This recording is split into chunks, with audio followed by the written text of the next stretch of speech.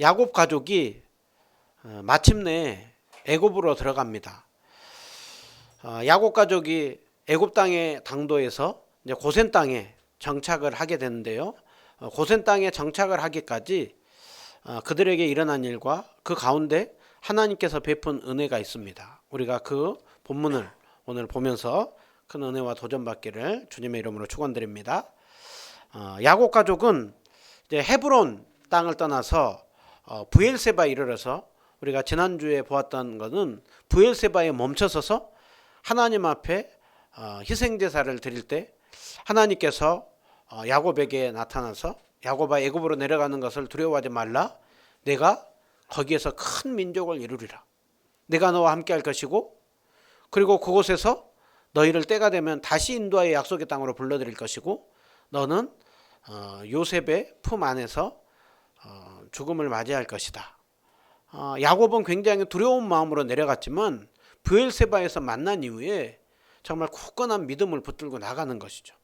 애굽에 내려갈 때 요셉의 자녀들까지 다 포함해서 70명의 자녀들이 내려갔지만 하나님께서 저 애굽 땅에서 이제 큰 민족을 이루게 하겠구나. 야곱은 그 약속의 말씀을 붙들고 이제 내려갔습니다. 애굽에 내려가서 제일 먼저 당도한 땅이 이제 고센 땅입니다. 우리가 앞에 이렇게 지도를 보면은요, 애굽이 있으면 가나안 땅에서 애굽으로 갈 때 제일 먼저 도착한 땅이 고센 땅입니다. 그들이 이제 고센 땅에 도착을 해서 야곱이 유다를 요셉에게 보내서 우리가 다 고센 땅에 있으니 이제 요셉을 이곳으로 오라라고 하는 거예요. 여러분 이곳으로 고센 땅에 멈춰선 이유는 요셉이 이미 가족들에게 당신들은 고센 땅에 살게 될 것이라고 하는 그 얘기를 들었기 때문에 야곱 일가가 고센 땅에 멈춰서서 요셉을 기다립니다. 요셉은 이제 부모님이 오셨다는 소리를 듣고 수레를 갖추고 올라갔다라고. 그러니까 총리로서 그 수레의 모든 것을 다 갖추고 정말 최선을 다해서 모든 것을 갖추고 이제 가족들을 만나러 갑니다. 마침내 그의 아버지 이스라엘을 맞이하며 그에게 얼굴을 보이고 자신이 진짜 요셉이고 진짜 11번째 아들이고 살아있음을 보이고 목을 어긋맞춰 한동안 울었다. 이러면 얼마나 울었을까요? 한참 동안 울었습니다. 여기서 목을 어긋맞춰 안았다라고 하는 거는요, 목을 목에 파묻었다라는 거예요. 그러니까 그토록 사랑하는 그 아버지, 그토록 사랑하는 아들에게 정말 목을 푹 안고 자기가 애굽 총리 아니고 총리냐 아니냐 그런 거는 체면이 없는 거예요. 그저 그토록 사랑하는 그 아버지 22년 만에 우리가 TV에서 종종 보면 잃어버렸다가 가족이 만나고 할 때 그 상봉하는 그 기쁨이 있잖아요. 지금 야곱과 요셉이 그 기쁨을 그렇게 맛보고 있습니다. 그 야곱은 얼마나 그 기쁨이 큰지 요셉을 보고 이렇게 고백을 하죠. 네가 지금까지 살아있고 이제 내가 네 얼굴을 보았으니 지금 죽어도 족하소다. 지금 죽어도 여한이 없다. 그 기쁨이 얼마나 큰지를 얘기를 하는 것이죠. 여러분 그 12명의 아들 중에 야곱이 제일 사랑하는 아들이 요셉이잖아요. 17살에 자식들 마음으로 사랑할 수 있어요. 그런데 야곱은 그것을 드러내요. 채색 옷을 입혔던 특별히 사랑했던 아들, 그리고 그토록 자기에게 기쁨이 되었던 아들, 죽은 줄 알았었는데 22년 만에 만나서 이 기쁨을 맛보니 얼마나 기쁘겠습니까? 그런데 여러분 이 야곱과 요셉이 기뻐하는 것은 그냥 아버지와 아들의 기쁨을 뛰어넘습니다. 그들이 더 기뻐하는 이유가 무엇입니까? 야곱과 요셉은 알고 있어요. 그냥 요셉이 우연히 산 것이 아니라, 우연히 총리가 된 것이 아니라, 우연히 자기들이 지금 이곳에 온 것이 아니라 하나님께서 아들 요셉을 살려두고 큰 구원으로 이끌도록 살려두었고, 그리고 그 요셉이 자리를 다 마련하고 그렇게 해서 온 것을 알고 있는 거예요. 요셉도 자기가 총리가 된 것이 하나님의 큰 구원으로 우리 가족들을 이끌려고 인도했다라는 것을 알고, 그래서 오늘 이들의 기쁨은 그냥 아버지와 아들의 기쁨을 뛰어넘어서 주님 안에서 기뻐하고 있는 기쁨인 거예요. 이제 주님이 우리를 통하여서 놀라운 일을 하겠구나라고 하는 그 넘치는 기쁨이 있는 것입니다. 여러분, 신자인 우리에게도 오늘 이런 기쁨이 있습니다. 언제요? 주님 안에서 누리는 기쁨은 이 땅에서 누리는 기쁨도 있지만 우리가 정말 그 주님 안에서 누리는 기쁨은 우리에게 죽고 나서예요. 예수님께서 십자가상의 강도에게 뭐라고 했습니까? 오늘 밤에 내가 나와 함께 낙원에 있으리라고 했죠. 죽음과 즉시 바로 나와 함께 있으리라. 사도 바울이 자기가 고민이 있다라고 했어요. 자기가 고민이 있는데 나는 너희들을 보면 내가 오래도록 함께 있어야 되지만 내가 우리 주님 안에서 누릴 영광을 생각을 하면 나는 세상을 빨리 떠나서 주님 품으로 가고 싶다는, 두 사이에 고민이 있다는. 그래서 담대히 원하는 바는 정말 주와 함께 있는 것이다. 이것이 신자들에게 있는 기쁨이라고. 그래서 요한계시록 14장 13절에 보면 주 안에서 심지어는 죽는 죽음은 복되다라고 하고 모든 수고를 그치고 쉬고 주님 안에서 누리는 기쁨이 있다라는 거예요. 여러분, 이것이 신자인 우리가 마치 야곱과 요셉이 만나는 것처럼 우리는 죽음 이후에 더 주님을 기쁨으로 맞이하는 것입니다. 여러분, 그 기쁨을 사모하며 사십니까? 아니면 그 기쁨은 잊어버리고 그거는 나중이고 오늘 나에게 기쁨을 주세요? 여러분, 신자인 우리에게 기쁨은 예수님 믿어도 예수님 안 믿는 사람들보다 어느 때에는 더 행복을 누리지 못하고 살 때가 많잖아요. 주님 믿는다고 해도 이 세상에서는 별로 그렇게 효력이 별로 보이지가 않아요. 심지어는 예수님이 마지막 제자들과 함께 떠나기 전에 세상에서 너희가 환난을 당할 것이라 라고 했어요. 그러기에 우리가 신앙 안에서 주님 안에서 누릴 기쁨을 생각을 할 때 신자에게는 참된 기쁨과 행복이 있는 것이죠. 더 우리에게 있어가지고 진정한 기쁨은 언제 이루어집니까? 우리 예수님 오실 그때죠. 예수님 오실 그때 보면 데살로니가전서 4장 13절 이하를 보면 주께서 호령과 천사장의 소리로 하늘로부터 친히 강림하시리니 주님께서 오실 때 홀로 오는 것이 아니라 먼저 앞선 성도들과 함께 데리고 오리라라고. 그리고 주님께서 오실 때 공중에서 주를 영광 중에 영접하게 되리라라고 하고 있어요. 그러기에 우리는 주님 오시는 그날 우리는 주님과 영접하고 그리고 앞서간 성도들과도 함께 만나는 거예요. 그래서 우리의 이별은 잠시의 이별인 것이죠. 우리에게는 영원한 만남이 있습니다. 이것을 소망하며 사십니까? 우리가 세상에서 삶을 살다가도 잃어버렸다가도 우리는 이 신앙을 가지고 살아야 됩니다. 그래서 정말 날마다 주님 나라를 바라보는 천국 신앙이 있어야 되고요. 다시 오실 영광의 주님 오실 그때 거기서 기쁘고 즐거운 집에서 영원히 영광 가운데 살리라. 재림신앙. 여러분, 이것이 있을 때 우리는 세상 속에서 조금 무엇인가 어렵고 일한 대로 뜻한 대로 되지 않고 힘들고 어려워도 우리는 그 소망을 가지고 살아갈 수가 있습니다. 그리고 그 기쁨을 날마다 더 생각하고 앞당겨서 바라보며 누리며 사시기를 축복합니다. 오늘 그 기쁨으로 만나고 난 이후에 요셉이 바로 가족들에게 얘기를 하는 거는 내가 이제 올라가서 바로에게 내가 우리 가족들이 왔다고 얘기를 할 것이고 그리고 바로에게 우리 가족들은 다 목자들입니다. 목자들이어서 양과 소와 모든 짐승들을 다 이끌고 왔다고 내가 소개를 할 거라는 거. 그리고 이제 바로가 당신들에게 너희 직업이 뭐냐 묻거든 당신들은 이렇게 얘기하십시오.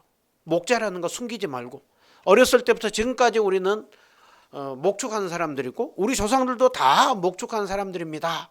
그것을 바로에게 얘기하라는 거. 그렇게 얘기를 하면 애굽 사람들은 목축을 아주 가증히 여깁니다. 여기서 가증히 여긴다라고 하는 거는요, 굉장히 싫어하고 싫어하다 못해 아주 혐오한다라는 거예요. 아주 혐오하기 때문에 당신들이 목축을 한 사람들이고 짐승을 다 끌고 오는 것을 알면 이제 애굽 중심이 아닌 저 애굽의 한쪽에 살게 할 것인데, 그러면 애굽의 한쪽인 고센 땅에서 당신들은 살 수 있게 될 것입니다. 여러분, 오늘 설교 제목이 뭡니까? 고센 땅에 살게 되리이다. 당신들은 고센 땅에 살게 될 것입니다. 요셉은 가족들을 만나고 난 이후에 목자라는 걸 얘기를 하고 짐승 끌고 왔다는 걸 얘기를 하면 저 한쪽 고센 땅에 살게 될 것입니다. 요셉이 굉장히 치밀하게 계획을 짜요. 가족들과 이제 다시 한번 당부를 해요. 그리고 요셉이 이제 바로에게 가서 우리 가족들이 고센 땅에 있습니다. 그리고 지금 몇 명이 내려왔습니까? 자기 요셉하고 아들 2명 빼고 67명이 내려왔어요. 그런데 나머지는 고센 땅에 머물게 하고 형들 중에 5명만, 형들만 해도 10명 있잖아요. 근데 형들 중에 5명만 데리고 바로에게 가요. 나머지는 다 어디 있냐? 고센 땅에 있습니다. 그러니까 고센 땅에 이미 짐 풀고 자리 잡을 준비를 하고 있는 거예요. 그리고서는 5명만 데리고 바로에게 보여요. 아니나 다를까 바로가 묻습니다. 너희 생업이 뭐냐? 너희들은 뭐하다 왔냐? 그러니까 그 형들이 얘기하죠. 종들은 목자인데 우리 선조들까지 다 목자입니다. 기근이 지금 너무 심해서 지금 우리가 이곳에 잠시 거류하고자, 잠시 머물고자 왔사오니 우리로 하여금 고센 땅에 살게 하소서. 형들이 그 요셉의 말을 잊지 않고 고센 땅에 우리가 살게 해주세요 라고 얘기를 해요. 그러니까 바로가 얘기를 하죠. 요셉에게 말하되 애굽 땅 좋은 곳이 아주 많은데 너희들이 고센 땅에 살기를 원하노니 고센 땅에 그러면 살아라. 그리고 혹시 너희들 중에 능력 있는 자가 있거든 내 가축들 모든 것을 관리해라. 궁중으로 들어오는 모든 그 음식과 짐승과 관련해서 다 그것을 관리하게 해라. 여러분, 지금 이렇게 하면서 이스라엘 백성들은 애굽의 고센 땅 라암셋에 이제 정착을 하게 됩니다. 요셉이 계획한 대로 바로가 야곱 가족을 고센 땅으로 살도록 허락하는 것을 볼 수가 있습니다. 여러분, 오늘 지금 우리가 요셉을 만나가지고 가족들과 얘기하고 바로에게 허락을 받고 하기까지 우리가 계속 확인하게 된 게 뭡니까? 요셉의 지금 머릿속에 고센 땅이 꽉 차 있고 고센 땅에 살도록 계획을 다 세우고 그리고 나서 계획대로 얘기를 했더니 바로가 고센 땅에 살게 하는 그대로 정착하는 것을 볼 수가 있죠. 여러분, 요셉은 왜 가족들에게 목축업이라고 하는 것을 그렇게 바로에게 강조시키고 또 왜 고센 땅에 살게 하고 있느냐?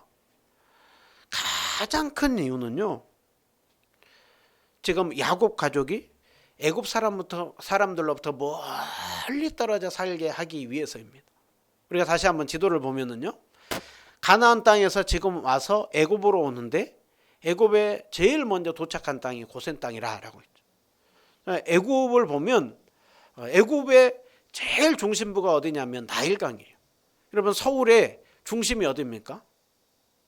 서울의 중심은 한강이죠. 서울은 한강이 관통하고 있잖아요.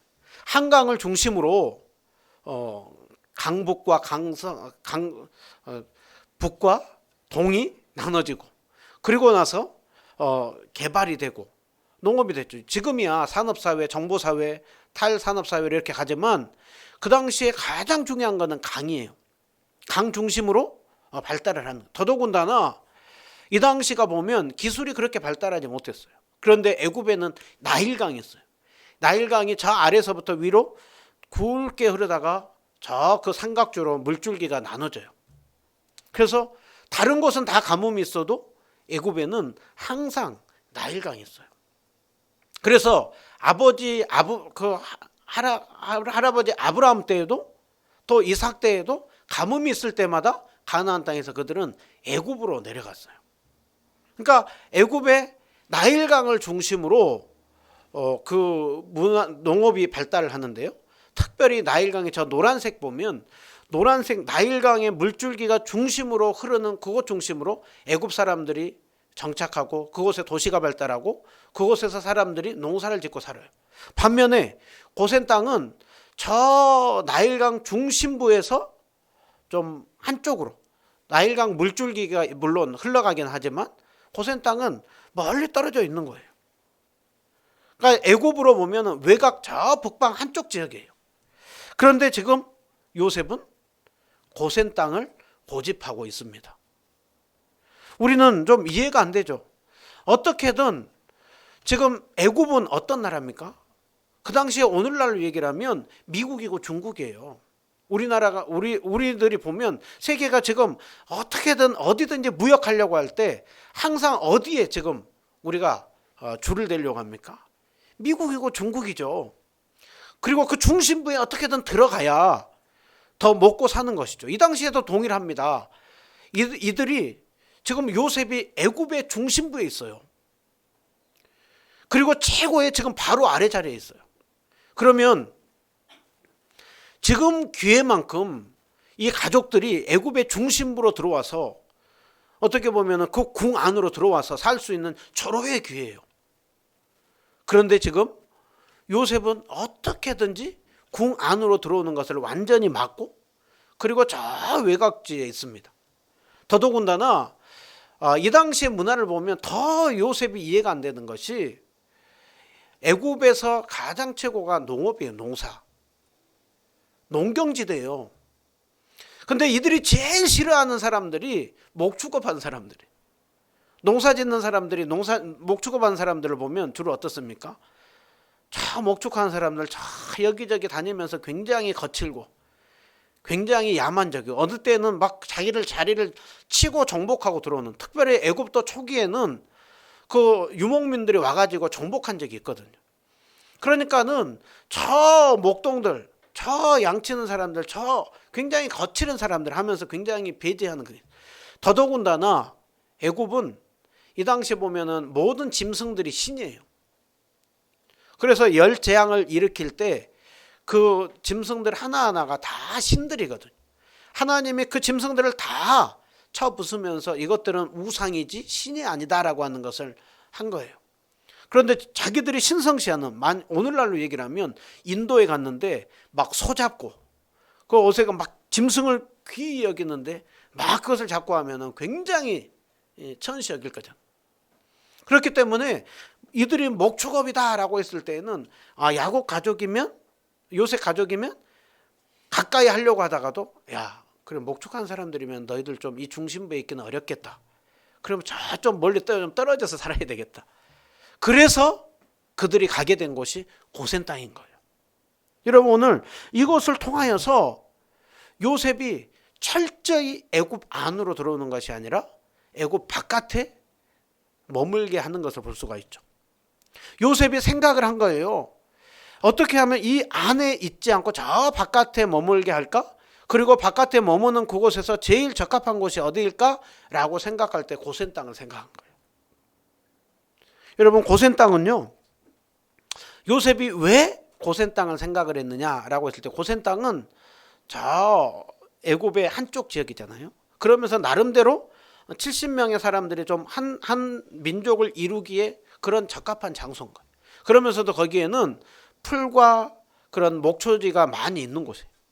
그러니까 요셉이 생각을 했을 때 제일 첫 번째로 하나님께서 이제 이 우리 70명의 사람들을 큰 민족을 이룰 것인데 애굽 사람들로부터 좀 견제를 받지 않고 큰 민족을 이루며 살 수 있을 만한 곳이 어디일까 생각을 하다가 생각한 것이 고센 땅이에요.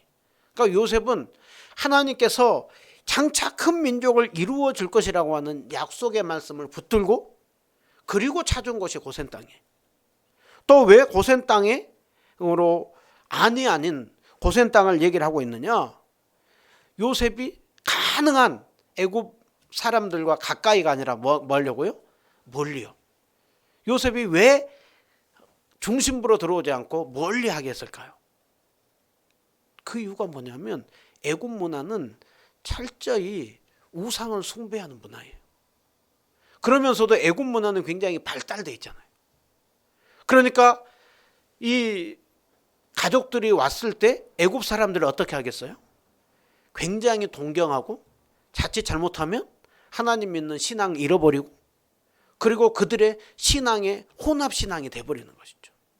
순수한 신앙을 유지해야 되는데 오히려 그 애굽 안으로 들어왔다가 순수한 신앙을 잃어버리고 하나님 믿는 유일신 신앙을 잃어버리고 그리고 애굽 문화에 깊이 빠져들까 봐 그것을 염려한 거예요. 거기에다가 또 한 가지 보면 하나님께서 장차 저 약속의 땅으로 가게 할 것인데 약속의 땅으로 출발해서 갈 때 제일 가까운 땅이 어디라고요? 고센 땅이에요. 그러니까 그들로 하여금 고센 땅에 있으면서 계속해서 가나안 땅을 생각하게 하는 거예요.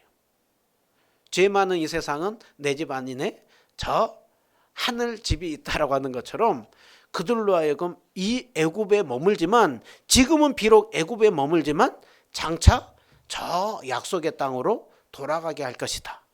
그래서 약속의 땅을 끊임없이 바라보고 생각하게 하고 그리고 때가 되면 이제 우리는 믿고 나간다. 철저한 이 신앙 안에서 고센 땅을 생각한 거예요. 신앙을 딱 빼고 나면 고센 땅이 아니라 더 중심부로 들어와야 된다.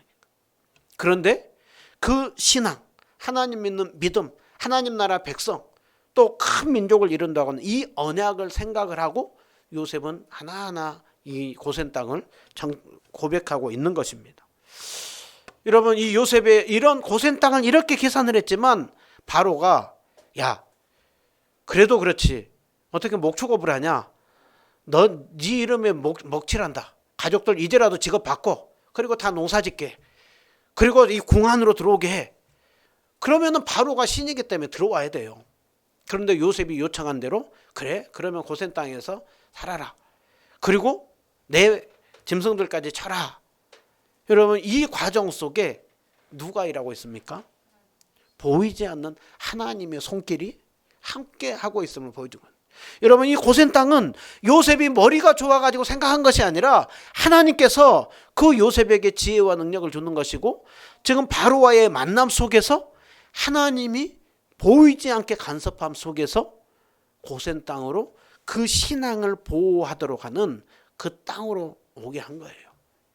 나중에 10재앙을 내릴 때 세 번째 재앙부터는 애굽 땅과 고센 땅을 나누잖아요. 그래서 애굽 사람들에게만 재앙이 있게 하고 이스라엘 백성들에는 고센 땅은 재앙이 없게 하자. 하나님은 먼 훗날까지 다 이것을 보이고 계산하면서 이 일을 친히 간섭하고 있는 것입니다. 여러분 오늘 우리가 이 말씀을 보면서 요셉이 신앙만 딱 빼면 고센 땅이 아니라 중심부로 와야 되는데 신앙 때문에 고센 땅을 고집하는 것이죠. 여러분 신자인 우리에게도 내가 조금만 신앙적인 거 포기하고 나면 세상적으로 더 누릴 게 많은데 그래도 신앙을 잃어버리면 그거 하지 말라라는 거예요. 그래서 야고보서 1장 27절에 말씀하죠. 하나님 아버지 앞에서 정말 경건하고 더러움이 없는 경건은 자기를 지켜서 새 속에 물들지 아니한 것이라. 요한일서 2장 15절 이 세상이나 세상에 있는 것들을 사랑하지 말라 하면서 이 세상의 모든 것이 육신의 정욕과 안목의 정욕과 이생의 자랑이니 이것은 다 하나님께로부터 온 것이 아니라 세상으로부터 온 것이라 라고.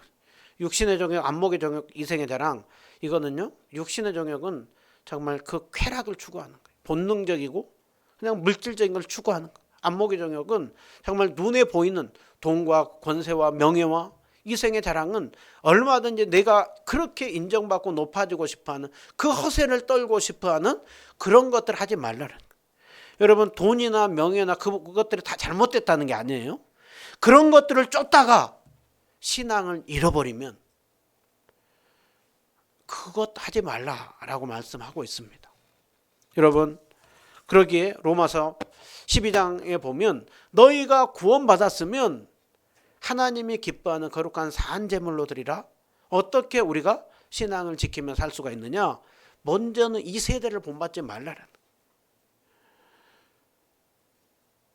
우리가 신앙생활 잘 한다고 하는 것은 뭘까요? 계속 고민이 있어야 돼요.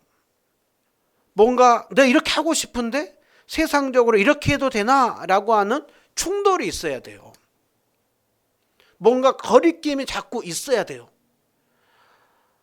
믿는 사람인지 믿지 않는 사람인지, 어떤 생각하거나 돈을 쓰는 것이나 투자하거나 말하는 것이나 이런 부분들이 거의 비슷하다고 하면 이거는 철저히 이 세대를 본받고 있는 거예요. 성경 우리에게 끊임없이 이 세대를 본받지 말고 마음을 끊임없이 새롭게 하고 끊임없이 변화를 받아 하나님의 선하시고 기뻐하시고 온전하신 뜻이 무엇인지 분별하라 라고 하고 있습니다. 여러분, 그러기 위하여서요, 우리가 정말 예배 때마다 은혜 받아야 돼요. 예배 때마다 말씀으로 마음이 새로워져야 돼요. 여러분, 예배 때 내가 정말 은혜 못 받는다? 찬양하고 기도하고 예배 드렸는데 은혜 못 받는다? 여러분, 이건 정말 심각한 거예요. 그래서 먼저 우리는 예배에 목숨을 걸어야 돼요. 하나님께서 가장 우리에게 주는 보편적인 은혜의 수단이 예배예요. 예배 때 은혜 못 받고 나 혼자 가가지고 말씀 보고 그러면서 뭔가 은혜 받고 이렇게 한다? 아니라니까. 하나님이 우리를 공동체로 불렀어요. 택한 백성들이 함께하는 그곳에 나도 그들 중에 있느니라.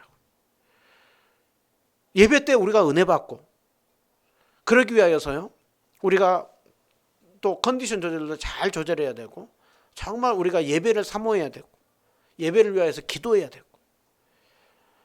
그리고 우리가 개인적으로 또 은혜 받고, 또 우리가 공동체적으로 서로 계속해서 신앙 안에서 독려해야 돼요.